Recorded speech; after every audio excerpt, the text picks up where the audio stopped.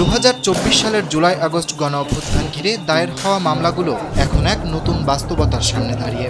যে ঘটনাকে কেন্দ্র করে ন্যায় বিচার ও দায় নিরূপণের প্রত্যাশা ছিল, সেই প্রক্রিয়াকেই অনেক ক্ষেত্রে ব্যবহার করা হয়েছে ব্যক্তিগত প্রতিশোধ, আর্থিক সুবিধা আদায় এবং প্রতিপক্ষকে ফাঁসানোর হাতিয়ার হিসেবে।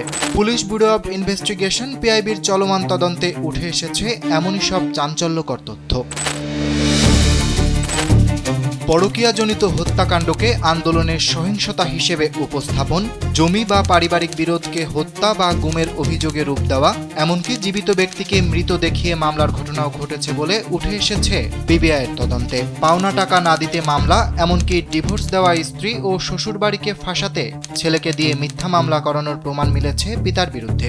কোথাও বাদী নিজেই মামলার বিষয়ে অজ্ঞ, আবার কোথাও ভুক্তভোগীর পরিচয়, ঠিকানা ও ফোন নম্বরের মধ্যে কোনো মিল নেই। এছাড়াও অনেক ক্ষেত্রে তদন্তের অগ্রগতি টের পেয়ে বাদীপক্ষ মামলা প্রত্যাহার করে নিয়েছে।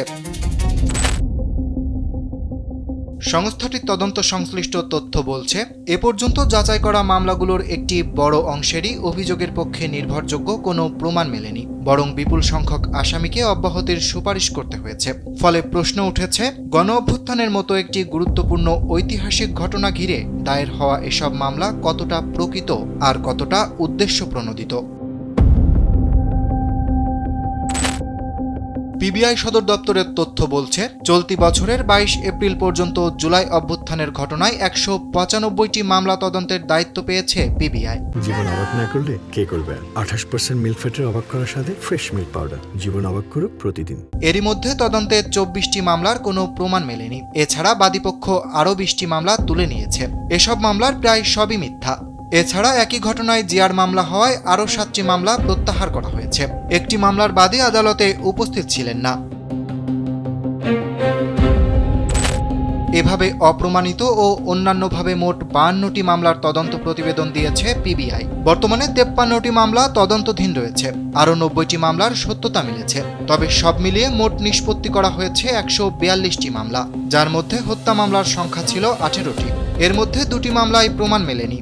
এদিকে অপ্রমাণিত 24টি মামলার মধ্যে পিবিআই তদন্তে গিয়ে বাদী বা ভিকটিমকে খুঁজে পায়নি 6টি মামলায়। জানা গেছে, পূর্বশত্রুতার ঘটনায় দায়ের করা হয়েছে 4টি মামলা। তথ্য বলছে, 2024-এর জুলাই আগস্ট অভ্যুত্থানে আহত হওয়ার পর প্রায় 2 মাস চিকিৎসাধীন থাকা অবস্থায় ছেলে আবু সাইদ মারা গেছেন, এমন দাবি করে আদালতে একটি মামলা করেন পিতা রফিকুল ইসলাম। তবে তদন্তে নেমে পিবিআই চাঞ্চল্যকর তথ্য পায়। এ পর্যায়ে বাদী যখন বুঝতে পারেন আইনশৃঙ্খলা বাহিনী তথ্য উদ্ঘাটনের খুব কাছাকাছি, তখন মামলাটি আদালত থেকে প্রত্যাহার করে নেন।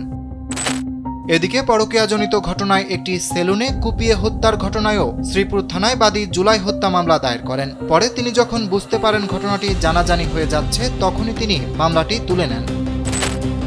এদিকে বুধবার জেলা প্রশাসক সম্মেলনে স্বরাষ্ট্রমন্ত্রী সালাউদ্দিন আহমদ 5 আগস্টের পর যতগুলো মামলা হয়েছে তার তালিকা চেয়েছেন। এসব মামলা যাচাই বাছাই করে দেখা হবে, যাতে প্রকৃত আসামিকে চিহ্নিত করা যায় এবং যাতে স্বল্প সময়ের ভেতরে সেটি নিষ্পত্তি করা যায়।